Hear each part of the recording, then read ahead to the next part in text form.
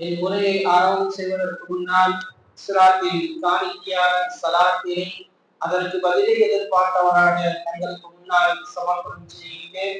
அஸ்ஸலாமு அலைக்கும் வரஹ்மத்துல்லாஹி வபரகாத்துஹு. அல்ஹம்துலில்லாஹ். கண்ணியத்திற்குரியவர்களே, நம்முடைய தேசம் 79வது சுதந்திர தினத்தை கொண்டாடி கொண்டிருக்கக்கூடிய இந்த வேளையில் 79 வருடங்கள் ஓடிவிட்டது. எங்கடா இருக்குது சுதந்திரம் என்ற தேடக்கூடிய வேலையில் என்றுதான் சொல்ல வேண்டும். ஏன்னா இன்னைக்கு சுதந்திரம் என்பது இந்த இது சொல்லுவாங்க அல்லவா, ரோட்ல நடந்து போயிட்டு இருப்போம், தண்ணி இருக்கிற மாதிரி இருக்கும். சரி, தண்ணி அங்க இருக்கிறாருக்கும் பக்கத்துல போனா அந்த கொஞ்சம் தூரத்துல தண்ணி இருக்கிற மாதிரி இருக்கும். சரி, அங்க தண்ணி இருக்குமோன்னு சொல்லி போனாக்கா அங்க இருந்து கொஞ்சம் தூரத்துல தண்ணி இருக்கிற மாதிரியே இருக்கும். ரோட்டினுடைய அனல் வெப்பத்தின் காரணமாக அதை காணல் நீர் என்று சொல்லுவார்கள். அதாவது தண்ணி இருக்கிற மாதிரி இருக்கும், பக்கத்துல போனா தண்ணி இருக்காது. அதுதான் இந்த சுதந்திரம். சிம்பா சொன்னா அவ்வளவுதான், அப்படிதான் ஓடி இருக்கு. இன்னொரு ஏன் இந்த விஷயம் சொல்றேன் அப்படின்னா, தற்பொழுது நம்முடைய நாட்டிலே நடைபெற்றுக் கொண்டிருக்கக்கூடிய இஸ்லாமியர்களுக்கு எதிரான பிரச்சாரங்கள், வகுப்பாளர்கள் ஒரு பக்கம் ஓடிக்கொண்டிருக்கிறது.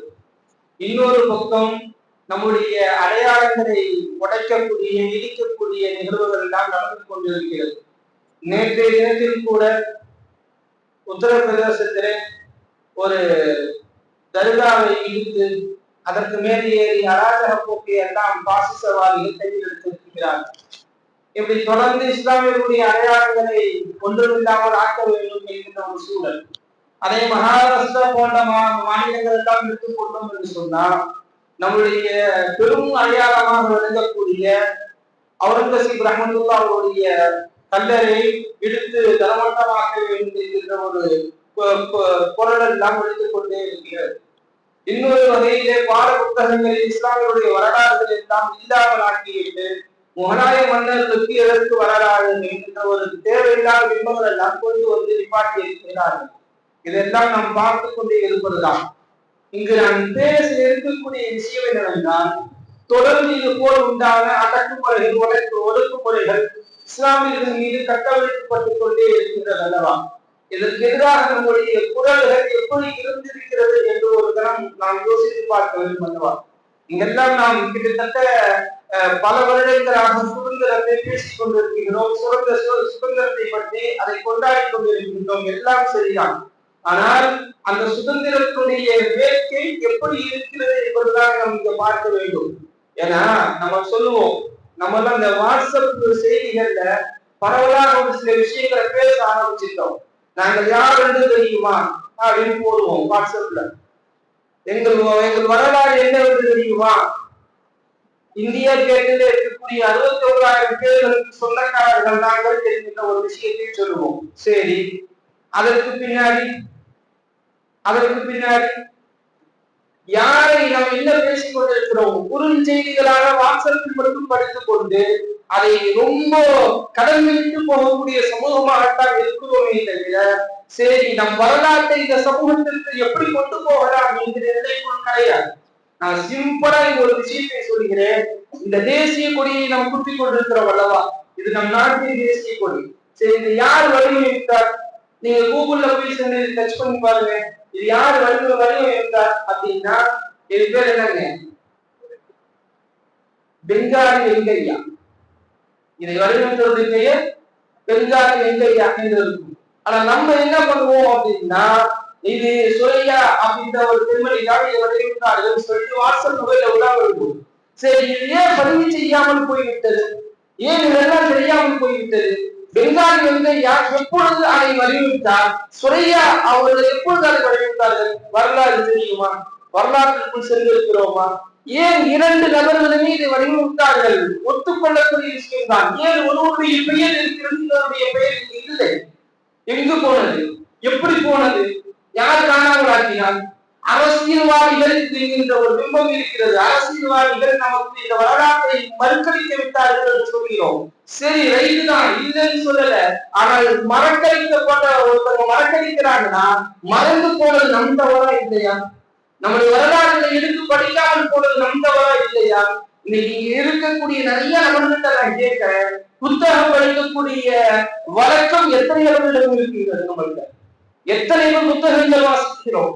ஒரு அழகான வரலாற்று நூலை, நான் இந்த வரலாற்று நூலை நான் படித்திருக்கிறேன் என்று யாராவது சொல்ல முடியுமா? யாருக்குமே தெரியாது. இஸ்லாமிய எழுத்தாளர் ஒருவர், ஆகச்சிறந்த எழுத்தாளர், அவருடைய புத்தகம் சாகித்ய அகாதமி சொல்லுவோம் அல்லவா, அதுல அவருடைய புத்தகங்கள் பரிந்துரைக்கப்பட்டிருந்தது. ஒரு இஸ்லாமிய எழுத்தாளர், இஸ்லாமிய எழுத்தாளர், பேர் சொல்ல விரும்பவில்லை. ஒரு தடவை அவரை சந்திக்கின்ற பொழுது அவர் சொன்ன வார்த்தை, கிட்டத்தட்ட இன்னைக்கு அவருக்கு 70 வயதெல்லாம் ஆகிவிட்டது. 100க்கு மேற்பட்ட புத்தகங்களை இந்த சமூகத்திற்கு கொடுத்திருக்கிறார். இஸ்லாமிய சார்ந்த வரலாற்று குறிப்புகளை மொத்தமா இந்த சமூகத்திற்கு கொடுத்த ஆகச் சிறந்த ஒரு எழுத்தாளர். அவர் சொல்லக்கூடிய வார்த்தை என்னன்னா, நான் எப்படியாச்சும் நம்முடைய வரலாறுகளை கொண்டு வந்து சேர்த்தணும்னு ஆசைப்படுறேன். ஆனா இந்த சமூகம் அதை எடுத்துக்கொள்வதற்கு தயாரில்லை. இந்த சமூகம் எடுத்துக்கொள்வதற்கு தயாரில்லை. புத்தகம் படிப்பதை இந்த சமூகம் எடுத்துக்கொள்வதற்கு தயாரில்லை. புத்தகத்துக்குள் இந்த சமூகம் இல்லாமல் போய்விட்டது. இன்னைக்கு நமக்கெல்லாம் எது வரலாறு அப்படின்னா, வாசல்ல வரக்கூடிய சின்ன சின்ன விஷயங்கள் தான் வரலாறு.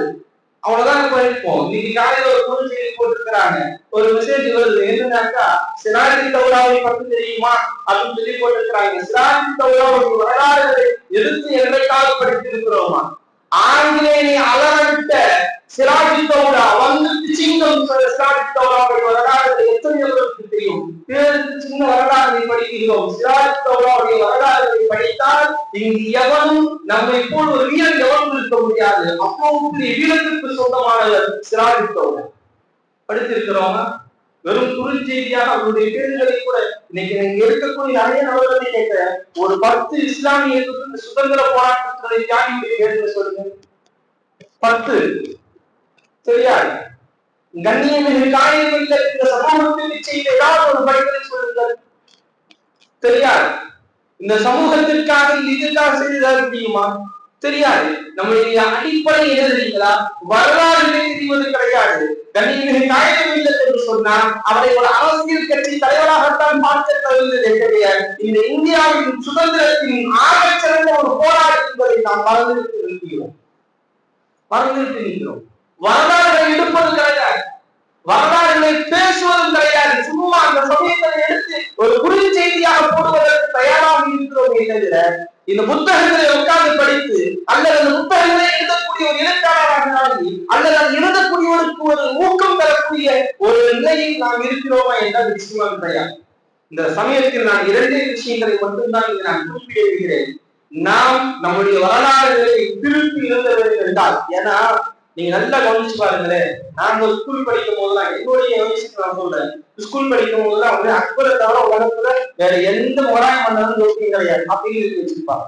ஏன்னா அக்பர் பீர்பாலுடன் இருப்பார், அதனால அப்படி எழுதி வச்சிருப்பாங்க, அக்பர் பீர்பால் அப்படின்னு எழுதி வச்சிருப்பாங்க. மிக அதுதான் இன்ன வரைக்கும் நமக்கு ஒரு மாய பிம்பத்தை கொண்டு வந்திருக்காங்க அல்லவா. கஜினி இந்தியாவை பெரிய முறை போர் எடுத்தாங்க. இங்க இருக்க யாராவது சொல்லுங்க, கஜினி என்பது அவருடைய பெயரா? அவருடைய பேரா கஜினி? கிடையாது. அப்ப கஜினினா என்ன? அவர் வகங்க ஊரின் பெயர் கஜினி. கஜினியிலிருந்து இந்தியாவின் மீது போர் எடுத்தார். இந்தியா என்பது அப்பொழுது இருந்ததா? கிடையாது. பேரறிஞர் அண்ணாவிடம் கேட்டாங்கல்லவா, இந்தியாவே ஒரு நாடு, அதுல இருந்த தமிழ்நாட்டுக்கு நாடு இருக்கிறது சொல்ற அழகா சொன்னார். இது நாடு அல்ல, யூனியன் எல்லாம் சேர்ந்ததால் தான் இது வருது, ஒவ்வொன்றும் ஒவ்வொரு நாடு. அப்படிதான் இருந்தது இந்தியா. ஆனால் ஒரு மாநில பிம்பத்தை திரும்ப திரும்ப ஒரு பிரச்சாரங்களை கொண்டு வந்து நம்முடைய உள்ளத்தில் தெரிந்து நம்முடைய வரலாறுகளை நமக்கு எதிராக திருப்பி இருக்கக்கூடிய ஒரு சூழலுக்கு உருவாக்கிட்டவங்க. இதற்கு காரணம் என்ன அப்படின்னா, 2 விஷயத்தை தான் நான் பதிவு செய்ய போகிறேன். ஒன்று, அரசியலில் இந்த சமூகம் தடம் பதிக்க வேண்டும், கட்டாயம், காலத்தில் கட்டாயம். ஏன்னா தேர்தல் நெருங்கி இருக்கிறது, தேர்தலுக்கான வேலைகள் எல்லாம் மும்முரமாக எல்லாம் செய்து கொண்டிருக்கிறார்கள். அதனால் இந்த சமூகம் அரசியலில் இப்போ தாழ் பதிக்க வேண்டும். அரசியலில் இந்த சமூகம் இருக்கிறது, கிட்டத்தட்ட நிறைய கட்சிகள் ஆகிவிட்டது. ஆனால் ஒரு முறையின்றி வர வேண்டும். என்று இஸ்லாமிய அரசியல் கட்சிகள் எல்லாம் ஒரே கொள்கைக்கு இருந்து நாங்கள் இத்தனை நபர்களை நாங்கள் எங்களுடைய எம்எல்ஏக்களாக நாங்கள் கேட்கிறோம் அல்லது நாங்கள் இத்தனை நபர்கள் நாங்கள் தனித்து நிற்கிறோம் என்று நாம் வருகிறோமோ அதுவரைக்கும் நம்மளுடைய வரலாறு வரைக்கப்பட்டுக் கொண்டுதான் இருக்கும். நாம் மட்டும்தான் பேசிக் கொள்வதை போல் இருக்கும். இந்த சமூகத்தினுடைய காடுகளில் விழாது சமீபத்தில் ஒரு வரலாற்று புக்கை படிக்கக்கூடிய ஒரு சூழல். அந்த எழுத்தாளர்களை சொல்லவில்லை, அந்த புக்கினுடைய பேரை நான் இங்க சொல்ல விரும்பவில்லை. அதுல பதிவு செய்திருக்கிறார். ரொம்ப வருத்தத்திற்குரியது, பெரிய வருத்தத்திற்குரியது. இப்படி பதிவு செய்திருக்கிறார். ஒரு கல்லூரியுடைய பேராசிரியர் ஒரு வரலாற்று புத்தகத்தை எழுதியிருக்கிறார். அதில் அவர் எழுதியிருக்கக்கூடிய விஷயங்கள் எழுதுகிறார். அதாவது மாப்பிள்ளை புரட்சின்னு சொல்லுவாங்க, கேள்விப்பட்டிருக்கிறீங்களா? மாப்பிள்ளை புரட்சி. இந்த மாப்பிள்ளை புரட்சி என்பது கேரளாவிலே பயங்கரமான சுதந்திர போராட்டத்திற்கு ஆபத்தான புரட்சி மாப்பிள்ளை புரட்சி. ஆனா இதை பத்தி என்ன இருக்காரு தெரியுங்களா? இது சுதந்திரத்திற்காக நடைபெறவில்லை, மதமோதலுக்காக நடைபெற்றது. இதெல்லாம் நீங்க சுதந்திர நிலையில கொண்டு வந்து எழுதுறீங்கன்னாக்கா இங்க ஒண்ணுமே இருக்காது. இதெல்லாம் இதே கிடையாது. ஒரு கல்லூரி பேராசிரியர் தன்னுடைய புத்தகத்துல பதிவு செஞ்சிருக்கிறாரு. இது அதிகமாக விற்பனை செய்யப்பட்டார். அவ எங்க கொண்டு போய் சேர்க்கணுமோ அங்க அவர்கள் இருக்கிறார்கள். எங்கு கொண்டு போய் நம்ம இது பண்ணுமோ அங்க நம்ம இல்லை. கல்வி சார்ந்தும் இல்லை இந்த சமூகம். குறைந்தபட்சம் புத்தகங்களை படித்து அதை கொண்டு போய் சேர்க்க வேண்டிய இடத்தில் இந்த சமூகம் இருக்கிறதா என்றால் நிச்சயமாக கிடையாது. எங்கோ யாரோ ஒருவர் மட்டுமே இருக்கக்கூடிய சூழல். அரசியல் பேசுவதே கிடையாது. நான் திரும்பவும் சொல்கிறேன், அரசியல் தான் நமக்கான முதல் கட்டியாக இருக்க வேண்டும். சரியான அரசியலை தேடி இந்த சமூகம் நடைபெறாத வரை நிச்சயமாக நம்முடைய வரலாறு எடுக்க முடியாது. 100 வருடத்திற்கு முன்னாடி முடிவு பண்ணி எதையும் வரலாறா கொண்டு வந்து நிப்பாட்டாங்க. மாற்றி எழுதக்கூடிய அதிகாரத்தில் இருக்கிறாங்க. நம்ம மாற்றியில எழுத தெரியல. சொந்த வரலாறு எழுத முடியாத சமூகமாக இருக்கிறோம். சொந்த வரலாற்றை சொல்ல முடியாத சமூகமாக இருக்கிறோம். நமக்கு மட்டுமே சும்மா கிடைக்கும் அல்லது ஏதோ சுதந்திர போராட்ட தினம் வைக்கணும்னு சொன்னா அதுல பேசக்கூடிய சமூகமாக இருக்கிறோம். எங்கு அரசியல் நமக்கான அரசியல் சரியான அரசியலோடு ஒரு நடைபெறுவதற்கு இது நமக்கு இருக்கிறது, எத்தனை இருக்கிறது. அப்போ அரசியலை சரியான முறையில் கட்டமைக்க வேண்டும். இஸ்லாமிய அரசியலை கட்டமைக்க வேண்டும். நிறைய பேர் நம்மளுக்கு தெரியாத விஷயம் என்னன்னா, இஸ்லாமிய அரசியல் சொன்னா ஏதோ மதம் சார்ந்த அரசியல் நினைச்சுட்டோம். நிச்சயமா கிடையாது. ஆக சிறந்த உலகத்திற்கு சமத்துவத்தை ஒழித்த அரசியல் இஸ்லாமிய அரசியல். மதம் சார்ந்த சகோதரத்துவத்தை ஒழித்த அரசியல். முஹம்மது ரசூலுல்லாஹி ஸல்லல்லாஹு அலைஹி வஸல்லம் மதீனாவுக்குள் சென்று அந்த தலைவரான அதற்கு பின்னாடி அவர்கள் செய்த புரட்சியில் இருக்குமா, அது வரைக்கும் மதீனாவுக்குள் சண்டைகள், சச்சரவுகள், ஒருவர் மோதலோடு கருத்து வேறுபாடுகளோடு இருந்தார்கள். ஆனால் மதீனாவுக்கு முத்து முஹம்மது ரசூலுல்லாஹி ஸல்லல்லாஹு அலைஹி வஸல்லம் அவர்கள் தலைவரானதற்கு பின்னாடி யூதர்கள் கூட ஒரே அணியில் இருக்கக்கூடிய சூழலை உருவாக்கினார்கள். இன்று வரைக்கும் வரலாற்றில் இருக்கக்கூடிய விஷயங்கள். நிறைய நபர்கள் ஹஜ்ஜுக்கும் உம்ராவுக்கும் சென்றிருக்கிறீர்கள். நாங்கள் மதீனாவை விட அமைதியான பகுதியை நாங்கள் கண்டதில்லை என்பதுதான் யதார்த்தம். அவ்வளவு அமைதியாக மாற்றினார்கள். எல்லோரும் இணக்கமான முறையில் மாற்றினார்கள். யார் யாரெல்லாம் எதிர்த்தார்களோ அவர்கள் அத்தனை முகமது ரசூலுல்லாஹ்வை நரம் பிடித்து இஸ்லாத்திற்கு வருவதற்கு உண்டான காரணம் முதல் அரசியலை சரியான முறையில் பயன்படுத்தினார். சரியான முறையில் பயன்படுத்தினார். அழகா சொல்லலாம், நிறைய வரலாற்று நிகழ்வுகள் எடுத்து சொல்லலாம். சரியான அரசியல் இஸ்லாத்தை விட அழகு எதுவும் கிடையாது, எதுவுமே கிடையாது. நம்ம அந்த அரசியலை கையில் எடுக்காமல் இருக்கிறோம். நிறைய கட்சிகள், நிறைய இயக்கங்கள் நம்மள்கிட்ட இருக்குது. ஆனால் ஒரே அணியில இருக்கிறானா நிச்சயமா கிடையாது. இன்னைக்கு ஒவ்வொருத்தரும் ஒவ்வொரு கொள்கைகளோடு ஒவ்வொருத்தருக்கு பின்னாடி போகக்கூடிய ஒரு சூழல் ஆயிடுச்சு. நமக்கு அதிகாரம் வேண்டும். நாம் ஒரு இடத்தில் போய் அதிகாரத்தில் உட்கார்கின்ற பொழுதுதான் நம் வரலாற்றை எல்லாம் மாற்றி எழுதவில்லை. இருக்கும் வரலாற்றை இருக்கும் வரை எழுதுவதற்கு நாம் சரியான அரசியலை கையில் எழுத வேண்டும். சரியான அரசியலுக்கு பின்னால் இந்த சமூகம் போக வேண்டும். இன்றும் நாம் சரியான அரசியலுக்கு பின்னால் போகவில்லை என்று சொன்னால் இன்று வரைக்கும் நமக்கு ஒரு பயத்தோடும் தயக்கத்தோடும் இவர்கள் சிறுபான்மையினர் என்கின்ற ஒரு ஒடுக்குமுறையோடு போய் கொண்டிருப்பதை கடைசி வரைக்கும் போய் கொண்டுதான். அதனால் கண்ணியத்திற்குரியவர்களே, சரியான அரசியலுக்குள் நாம் நுழைய வேண்டும். நம்முடைய குழந்தைகளுக்கு அரசியல் சொல்லித்தர வேண்டும். அரசியல் என்ன என்பதை பழக்கிவிட வேண்டும். அரசியலுக்குள் ஈடுபாடு வேண்டும். அரசியலை பேசுங்கள். கட்டாயமாக பேசுங்கள். முஹம்மது ரசூலுல்லாஹ் அரசியலை பேசினார்கள். சமத்துவம் அதன் மூலியமாகத்தான் ஒன்றிணைந்தது. இன்னைக்கு அரசியல் இந்த சமூகம் விட்டதனுடைய விளைவு தெரியுங்களா? இன்னைக்கு சமத்துவம் என்கின்ற போர்வையில் ஏதோ ஒன்று நுழைந்து கொண்டிருக்கிறது. சமத்துவம் என்றால் ஏன்னா இன்னைக்கெல்லாம் பாத்தீங்கன்னா நிறைய பேர் சமத்துவம் என்கின்ற ஒரு சில விஷயங்களை கையில் எடுக்கிறாங்க.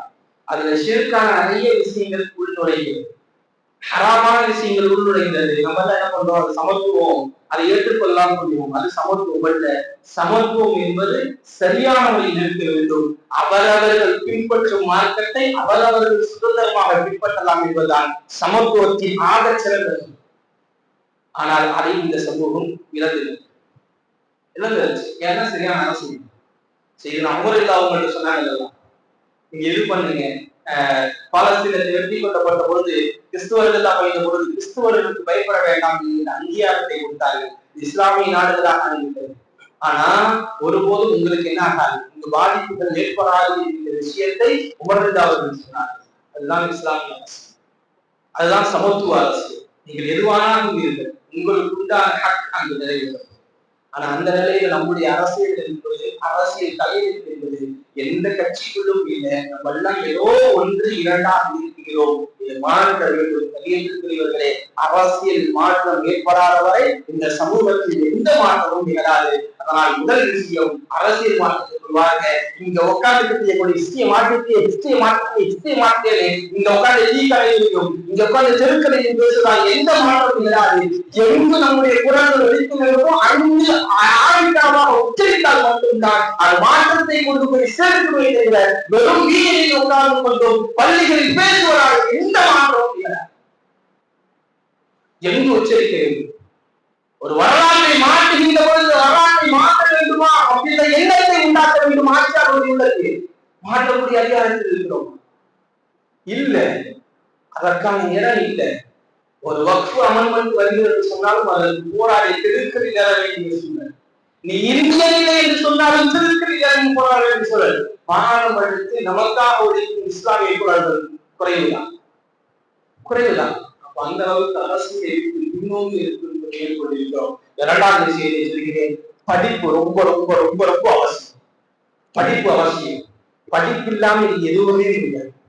படிப்பு இல்லாம நீங்க எல்லாம் சாதிச்சிடலாம். நம்ம நிறைய பேர் சொல்லுவோம், இவங்க எல்லாம் படிச்சா சாதிச்சாங்க அப்படின்னு சொல்லுவோம். படிச்சா சாதிச்சாங்கன்னா படிச்சவர்களை இது யாரும் சாதிக்கவில்லை. அல்லாஹ் தஆலா சொல்லுவான், குல் ஹல் யஸ்தவில்லதீன யஅலமூன வல்லதீன லா யஅலமூன். அறிந்தவரும் அறியாதவரும் சமமாக இந்த வார்த்தை அல்லாஹ் தஆலா சொல்கிறார். ரெண்டு சரிசமமே கிடையாது. படித்தவன் படித்தவன் தான், படிக்காதவன் படிக்காதவன் தான். அல்லாஹ் சொல்லக்கூடிய வார்த்தை.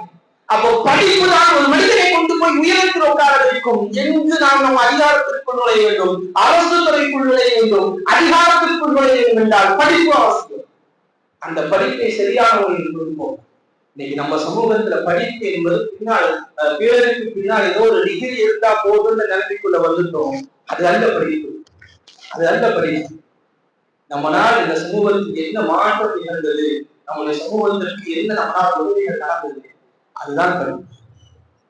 அப்படிப்பட்ட படிப்பு கிடைப்போம். அரசு துறைக்குள் இந்த சமூகத்தை கொடுப்போம். இந்த சமூகம் அரசு துறைக்குள், நான் திரும்ப சொல்கிறேன், அரசு துறைக்குள் போகாமல் இந்த சமூகம் ஈடேற்றம் பெற முடியுமா என்றால் நிச்சயமா முடியாது. அரசு துறையும் அரசாங்கத்திற்குள்ளும் இரண்டுக்குள்ளும் இந்த சமூகம் இருக்க வேண்டும். சமீபத்தில் ஒரு பத்திரிகையாளரிடம் பேசிக் கொண்டிருக்கின்ற பொழுது அவர் சொன்ன வார்த்தை, பாய் உங்களுக்கு இடஒதுக்கீடு படிப்புக்கான எல்லாத்தையும் உங்களுக்கு அரசாங்கத்துல உங்களுக்கு எவ்வளவு இடஒதுக்கீடு கேட்டார்? 3%. ஆனால் குற்ற பின்னணியில் உங்கள் சமூகம் எத்தனை சதவீதம் தெரியுங்களா? 90% தான். பிரபலமான ஊடகத்தை சார்ந்த பிரபலமான ஒரு ஊடகத்தை சார்ந்தவர்கள் சொல்லக்கூடிய உங்கள் சமூகம் இப்படிதான் போய் கொண்டிருக்கிறது. ஒன்று போதைக்கு அடையும், இன்னொன்று ஏதோ பின்னாடி போய் அவருடைய வாழ்க்கையை இழந்து கொண்டிருக்கிறார். ரொம்ப மோசமான சூழல் இந்த சமூகம் தத்தளித்துக் கொண்டிருக்கிறது. நிறைய சமூகம் 3% இங்க நிரப்ப முடியாத கட்டாயத்தில் இந்த சமூகம் ஓடிக்கொண்டிருக்கிறது. நம்ம கேட்கறோம்ல, எங்களுக்கு இந்த தேர்தல் வந்தா 5% யோசிச்சு தருவீங்களா, உங்களுக்கு நாங்க வாக்களிக்கிறோம் சொல்றோம் அல்லவா, அவங்களும் மண்டையாட்டிட்டு போயிடுறாங்க. நம்ம அவங்க 20 தருவாங்க, 5% யோசிச்சு தருவாங்க, இந்தியாவோட 7% அவங்க கிடைக்கும் நினைக்கிறோம். ஆனா நிச்சயமா 3% நம்ம நிரப்பாமல் இருந்திருக்கோம். அதுதான் யதார்த்தம். 5% என்ன பண்ணணும்? 3% அரசு துறைக்குள் இஸ்லாமியில் இருக்கிறார் என்றால் எங்கேயோ ஒரு தாசில்தார் இஸ்லாமியராக இருக்கிறார் என்றால் பெரிய ஆச்சரியம். இஸ்லாமிய ஒரு 1000 வருடத்துக்கு முன்னாடி திருப்பூருடைய சர்க்கரைக்கான ஒரு இஸ்லாமியர் இருந்தார். அவர் பார்க்கும்போது அதிசயமா இருந்துச்சு. ஒரு இஸ்லாமியர் பெருசா பேசி, ஆனால் இங்க இருக்கக்கூடிய இளைஞர்கள் என்ன, அரசு துறைக்குள் இந்த சமூகம் உள்நுழையாமல் எல்லாத்தையுமே ஆச்சரியமா பார்க்கக்கூடிய சமூகமா மாறிவிட்டது. ஆச்சரியமா பார்க்கக்கூடிய சமூகம். ஆனால் நீங்கள் காலங்களை எடுத்து நீங்கள் படித்து பாருங்கள், வரலாற்றுகளை எடுத்து படித்து பாருங்கள், வரலாற்று புத்தகங்களை வாங்கியுங்கள், எடுத்து வாங்கியுங்கள். தாமரை மதியவன் என்கின்ற ஒரு பெரும் பேராசிரியர் ஒருத்தர் இருக்கிறார். எடுத்து அவருடைய நூல்களை வாசித்து பாருங்கள். இந்த சமூகம், இஸ்லாமிய சமூகம் எவ்வளவு கல்வி அறிவு உயர்ந்தது. அந்த கல்வி அறிவினால் இந்த இந்தியா ஜனநாயக இந்தியாக அதை எப்படி கொண்டு போனது என்ற வரலாற்றை பதிவு செய்திருந்தார். கொல்கத்தாவுக்குள் மௌலானா அபுல் கலாம் ஆசாத் நுழைகின்ற பொழுது சாதி மதம் என்று சண்டைத்துக் கொண்டிருந்தார்கள். அவர்கள் எல்லாம் சகோதரராக மாற்றி சுதந்திர வேட்கைக்குள் முதல்வராக உள்நுழைத்தவர் மௌலானா அபுல் கலாம் ஆசாத், இந்தியாவில் முதல் எஜுகேஷன் மினிஸ்டர். வரலாற்றை அழகா பதிவு செய்திருப்பார். இந்த உலகத்திற்கு சமத்துவத்தை சொன்னார்கள். காரணம் அவருடைய கல்வி அறிவு என்பதை அங்கு பதிவு செய்திருப்பார். நான் இன்னொரு விஷயத்தை இங்கு பதிவு செய்கிறேன். அபுல் கலாம் ஆசாத் அவர்கள் இந்தியாவில் முதல் எஜுகேஷன் மினிஸ்டர் பேசுவோம் அல்லவா, அந்த முதல் எஜுகேஷன் மினிஸ்டராக போல் இந்த பொழுது எதிர்ப்பு வேண்டும், ஏன் இஸ்லாமியருக்கு கொடுக்க வேண்டும் என்று இந்த பொழுது தெளிவாக சொன்னாங்க பிரதமர். இவர் வந்திருக்கக்கூடிய மார்க்கம் கல்வியை கடமையாக்கிய மார்க்கம், அதனால் கல்வித்துறை தருகிறேன் என்று சொன்னார். ஆனால் நம்முடைய நிலைகளை யோசிப்பார், நம்முடைய நிலைகளை யோசிப்பார். எப்படி படிக்க யோசிக்கிறோம், எப்படி இருந்திருக்கு? முதல் தொடர்பு துறை இஸ்லாமியர்கள் இருந்து இன்னைக்கு எத்தனை அமைச்சர்கள் இருக்கிறாங்க, எத்தனை எம்எல்ஏக்கள் இருக்கிறாங்க தமிழ்நாட்டுக்குள்ள, இந்தியாவுக்குள்ள எத்தனை எம்எல்ஏக்கள், இல்ல அரசு துறைக்குள் எத்தனை தாசில்தார்கள், எத்தனை கலைஞர்கள், அல்லது ஏதோ ஒரு துறைக்குள்ள எத்தனை அரசு துறைக்குள் நம்மளுடைய இஸ்லாமியர்கள் இருக்கிறாங்க. இங்க நான் மதத்தை மட்டும் வைத்துள்ள அதற்குள் போனால்தான் இந்த சமூகம் ஈவேற்றம் பெறும் என்பதை நான் சொல்லிக் கொள்கிறேன். இன்னுமே நம்மளுடைய எதிர்களை பார்த்துட்டு போலாம் அப்படின்னா அடுத்தடுத்த நிலைகள் இருக்கிறது. சமீபத்தினுடைய ஆய்வுகள் எல்லாம் எடுத்து பாருங்க. 6000 நேரத்துக்குரிய எதிர்கட்சியில இருந்து ஒருத்தர் போட்டிருக்காங்களவா, செத்தவர்களோடு நான் தேனி அழுத்துகிறேன் என்ற ஒரு பதிவு இந்தியாவை ஒதுக்கிய பதிவு. இது போலதான் உண்டாகி கொண்டிருக்கிறது. நாம் இருக்கிறோம், ஆனால் அதிகாரத்திற்குள் இல்லாமல் போவதற்கு உண்டான எல்லா வேலைகளும் நடந்து கொண்டிருக்கிறது. இன்னும் நாம் வீழ்ச்சி பெறவில்லை என்றால், இன்னும் நாம் எழுச்சி பெறவில்லை என்றால் இந்த சமூகம் இந்தியாவிலிருந்து அப்புறப்படுத்துவதற்கு பெரும் தூரம் எல்லாம் இருக்காது. போர்க்காலமே வாழ்க்கையானாலும் ஆச்சரியப்படுவதில்லை, அல்லாஹ் எதிர்பார்க்கலாம். அதனால கண்ணியத்திற்குரிய இருக்கக்கூடிய தாய்மார்கள் தயவு செஞ்சு சொல்றேன், உங்கள் குழந்தைகளை படிக்கிறது, அந்த குழந்தைகளுக்கு என்ன படிக்கணும்ன்ற யுக்திகளை சொல்லிக் கொடுங்க. அரசு துறைக்குள் போவதற்கு உண்டான வழிகளை காட்டுங்கள். அவர்கள் எப்படி அதை நுழையணும், அது என்ன பண்ணணும், அதற்கு உண்டான வழிகளை காட்டுங்க. எதை படித்தால் இந்த சமூகத்திற்கு என் மகன் பயன்படுவான், தயவு செஞ்சு நான் சொல்றேன், இந்த சமூகத்திற்கான என் மகன் இருக்கின்ற அர்ப்பணிப்புக்குள் வாருங்கள், என் மகன் இந்த சமூகத்திற்கான அர்ப்பணிப்புக்குள் வாருங்கள். அதுவரை அப்போதுதான் இந்த சமூகம் ஈடுபடுகிறோம். அரசு துறைக்குள்ளும் அரசியலுக்குள்ளும் இந்த சமூகம் நடைபெற வேண்டும். அதாவது கண்ணியத்திற்குரியவர்களே, இறந்து இது பண்ணுங்க. கடைசியாக சொல்லிக் கொள்வது, கண்டிப்பாக சொல்லிக் கொள்வது, தயவு செஞ்சு புத்தகங்களை படிங்க. புத்தகங்கள்ல இருந்து வரலாறு படிங்க. இந்த குறுஞ்செய்திகள் அனுப்பி இருக்கும் பொழுது அதுல நிறைய பிழைகள் எல்லாம் வருகிறது. என்ன வரலாறு எழுதக்கூடிய சூழல் எல்லாம் வருது. வாட்ஸ்அப்ல வந்து நம்ம தள்ளிருக்கிறோம் அல்லவா, இந்த ரமலான் மாசத்துக்கு முன்னாடி ஒரு 50 ரமலான் இருந்துச்சுன்னா, ரமலான் இஸ்லாம் நேற்று வருகிறது. இந்த செய்தியை முகமது நபி ஸல்லல்லாஹு அலைஹி வஸல்லம் அவர்கள் ரமலான் வருவதை முன்கூட்டி அறிவித்தவர்களுக்கு சொர்க்கம் என்று சொன்னார்கள் அப்படின்னு சொல்லி ஒரு விஷயம் எல்லாரும் ஃபாலோ பண்ணுவாங்க. அப்படி ஒரு ஹதீஸ் இருக்கா, அதை அமல் செய்யலாமா, அப்படி விஷயம் ஷேர் பண்ணலாமா, ஹதீஸ் ரமலான் வருவதை முன்னாடி செய்யறவங்களா போனவாதி அப்படின்னா நீங்க அமலே செஞ்சாம இருந்துக்கிறாங்க. வரும்போது வாட்ஸ்அப்ல ஷேர் பண்ணி உட்காந்துக்கிறாங்க. எதுக்கு அமைதி ஒன்று இருக்கணும், எதுக்கு விவாதத்துக்கு ஒன்று இருக்கணும்? அப்ப இது போலதான் நம்முடைய நிலைகள் எல்லாம் இருக்கு. வெறும் வாட்ஸ்அப் செய்திகள், அது வரக்கூடிய சின்ன சின்ன பேர்கள், அதை ஞாபகம் வைத்துக் கொள்கிறோம். அவருடைய அசல் வரலாறு இருக்குங்க. மருத நாயகம் முதலாக தூக்கு நிலை முத்தமிட்டவர் மருதநாயகம் கான்சாரி பேசுகிறோமா? மருதநாயகம் என்று சொன்னாலே இந்த பேச ரூபையாக்கப்படுகிறார். ஏன் அவ்வளவு பெரிய சித்தம்? உடலை தனித்தனியாக வெட்டி குறைத்த பொழுதும் கூட ஆங்கிலேயனால் தூண்டுவதில்லை. மருதநாயகம் வந்து வந்துருவாராங்க, கான்சாரி வந்துருவாரான் பயம். உடலை தனித்தனியாக வெட்டி போட்டாங்க, வெட்டி புதைச்சாங்க தனித்தனியா. தலை ஒரு பக்கம், உடல் ஒரு பக்கம், உறுப்புகள் ஒரு பக்கம் புதைக்கப்பட்டது. ஏன்? கான்சாரி எந்திரிச்சு வந்துருவா அந்த பயம். சுதந்திரத்துக்காக பாடுபட்டவர் அந்த கான்சாரி யாருன்ற வரலாறு தெரியுமா? வெறும் கான்சாரி வீரத்திற்கும் வீரத்தையும் சொல்றோம், ஆனால் பெரும் கல்விமான். தெரிந்து கொள்ள வேண்டும். இந்த சமூகம் அறிவோடு, கல்வி அறிவோடு மட்டும்தான் பயணித்திருக்கிறது. கல்வி அறிவோடு பயணித்ததினால்தான் இந்த சமூகம் பெரும் அளவில் இந்த சமூகத்தை கட்டமைத்தது. கண்ணியத்திற்குரியவர்களே, நம்மை பற்றி தவறான சிந்தனைகள் தான் தொடர்ந்து பரப்புவதற்கு தயாராக இருக்கிறாங்க. ஆனால் அது பதில் பேசுவதற்கு நம்ம தயாரா இல்லை. ஒன்று கோபப்படுகிறோம், இன்னொரு ஆத்திரமடைகிறோம், இன்னும் அசுத்தமான வார்த்தைகளை பேசுகிறோம். சரியான மொழியில் சரியான நேரத்தில் சரியான நேரத்தில் சொல்வதற்கு நம்மிடம் ஆட்களும் கிடையாது, அரசியலும் கிடையாது. இரண்டையும் உருவாக்கினால் மட்டும்தான் நிச்சயம் சுதந்திரத்தை நம்முடைய உலகம் பேசுகிற நாம் பேச தேவையில்லை. நம்முடைய முன்னோர்களுடைய அந்த சுதந்திர தியாகத்தை மறைப்போம், அவர்களுடைய வரலாறுகளை விரிவாக தெரிவோம், அரசியலுக்குள் நுழைவோம், நிறைய படிப்போம், கல்வி அறிவில் தேர்ச்சி பெற்ற சமூகமாக நாம் ஆவோம். அல்லாஹ் தஆலா அப்படிப்பட்ட உயர்வான இடத்தை நம் அனைவருக்கும் தங்கள் புரிவானாக. நம்முடைய சந்ததிகளை சிறந்த சந்ததிகளாக ஆக்கி வைப்பானாக. அல்லாஹ் தஆலா இந்த சந்ததிகளை கொண்டு இந்த உயர்வான இதை கொடுப்பானாக. முஹம்மது ரசூலுல்லாஹி ஸல்லல்லாஹு அலைஹி வஸல்லம் சொல்வார்கள், கியாமத்தின் அடையாளங்கள் ஒன்று தெரியுமா? கல்வி அறிவு இல்லாமல் போகும், அறியாமை இருக்கும். அதற்கு காரணம் படிப்பு அறிவு என்பது நம்மிடம் கம்மியாகிட்டே போகும். படிக்கணும், புத்தகம் படிங்க, தயவு செஞ்சு புத்தகங்கள் படிங்க, புத்தகம் படிங்க, ஹசனுடைய புத்தகங்கள் படிங்க. பிராமணன் எழுதுவாரு, அழகான புத்தகங்களுக்கு சொல்லத்தாங்க படிங்க. வரலாற்று ஆசிரியர், பெரும் பெரும் வரலாற்று ஆசிரியர் தாரை மதியவன் தான் பெரும் வரலாற்று புத்தகக்காரர். நம்ம நிறைய பேர் இருக்கிறாங்க, அவங்களுடைய வரலாற்று புத்தகங்கள் படிங்க. ஆக சிறந்த வரலாற்று சொந்தக்காரர்கள் தான். நம்முடைய வரலாறை நாமே மறந்திருக்கு குறுஞ்செய்திகளாக வாட்ஸ்அப்பில் பார்க்கக்கூடிய அவலத்திற்கு தள்ளப்பட்டிருக்கிறோம் என்று பெரும் வேலை. அல்லாஹ் தஆலா இப்படிப்பட்ட நிலைகளுக்கு நம் அனைவரையும் பாதுகாப்பானாக. வாசகவன் அஸ்ஸலாமு அலைக்கும் வரஹ்மத்துல்லாஹி வபரகாத்துஹு.